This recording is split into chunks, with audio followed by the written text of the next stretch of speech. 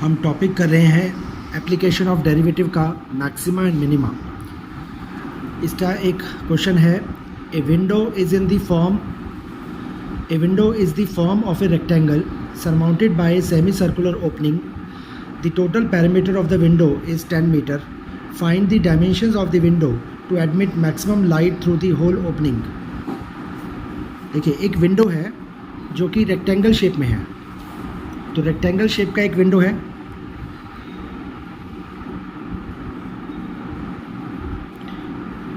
एक विंडो जो कि रेक्टेंगल शेप में है, surmounted bye a semi circular opening. इसके ऊपर एक सेमी सर्कुलर शेप बन रहा है, विंडो के ऊपर semi circular opening. The total parameter of the window is 10 metre. इस विंडो का जो पैरामीटर है वो है 10 मीटर। पैरामीटर का मतलब है आउटर बाउंड्री, जो है आउटर बाउंड्री की जो लेंथ है ये है पूरा 10 metre. Okay, find the dimensions of the window. आपको बताना है कि इस विंडो की डायमेंशंस क्या होनी चाहिए, मतलब इस रेक्टेंगल की लेंथ क्या होनी चाहिए, ब्रेथ क्या होनी चाहिए, और इस सेमी सर्कल का रेडियस कितना होना चाहिए, जिससे कि इस विंडो से ज़्यादा लाइट रूम के अंदर आ सके। Maximum light to admit maximum light through the whole opening. तो मान लेते हैं कि जो रेडियस है सेमी सर्कल का, जो रेडियस है वो मान लेते हैं x है। तो इसका डायमीटर क्या हो जाएगा 2x, यानी कि जो लेंथ हो जाएगी, लेंथ ऑफ रेक्टेंगल 2x हो जाएगी। ब्रेथ मान लेते हैं y, रेक्टेंगल की जो ब्रेथ है y है। तो ये आपको लिखना पड़ेगा कि let radius of semi circle का जो रेडियस है वो है x, और तो लेंथ हो जाएगी, लेंथ ऑफ रेक्टेंगल हो जाएगा 2x। ब्रेथ हम मान रहे हैं breadth of rectangle y, breadth of rectangle हमने मान लिया y। तो अगर मैं इस विंडो के पैरामीटर की बात करूं तो इस विंडो का जो पैरामीटर है, पैरामीटर के लिए हम क्या लेंगे, आउटर बाउंड्री लेंगे। ये आउटर बाउंड्री है हमारा पैरामीटर विंडो का।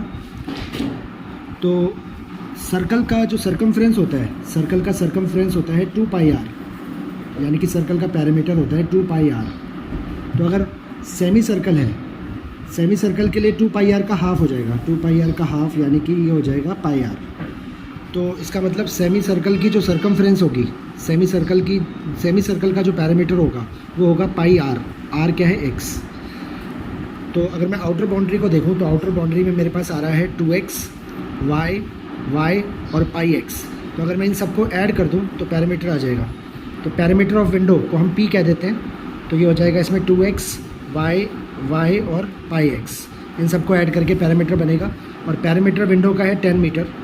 तो यहाँ से 2x + 2y + पाई x। तो यहाँ से अगर मैं y का वैल्यू निकाल लूँ 10 - 2x - pi x by 2 = y। तो मैंने y का वैल्यू निकाल लिया इस इक्वेशन से। इस गिवन इक्वेशन से हमने y का वैल्यू निकाल लिया।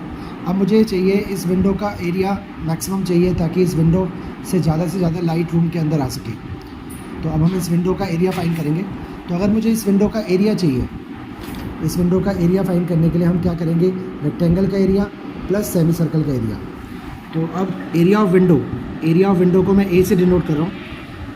एरिया होगा रेक्टेंगल का area, length into breadth plus semi circle का एरिया हाफ पाई r²।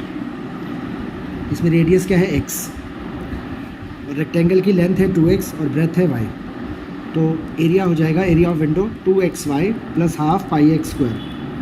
ये जो हमने y का वैल्यू निकाला था, y का वैल्यू जो हमने यहाँ पे निकाला था, ये y का वैल्यू अगर मैं इस गिवन इक्वेशन में पुट कर दूँ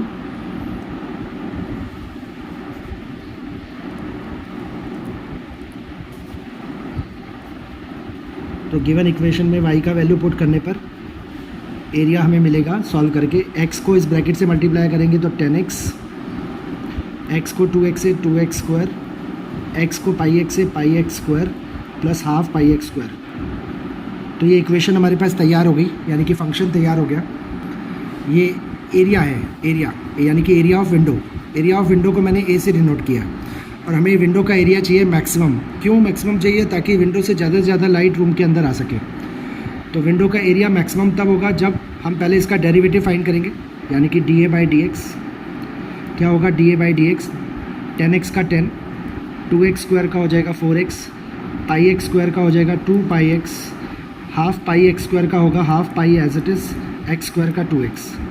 तो सॉल्व करने पर ये 2 कैंसिल हो रहा है, 10 minus 4x minus 2 pi x plus pi x. तो सॉल्व करने पर डेरिवेटिव आ रहा है minus 2 pi x plus pi x, minus pi x हो जाएगा। ये डेरिवेटिव आ गया D A by D X. फिर फर्स्ट डेरिवेटिव को करेंगे हम इक्वल टू 0, डेरिवेटिव को इक्वल टू 0 करेंगे तो 10 equal to 4x plus pi x, तो 10 इक्वल टू x कॉमन, तो x की वैल्यू आ रही है 10/4 प्लस पाई, तो x की ये वैल्यू आ गई।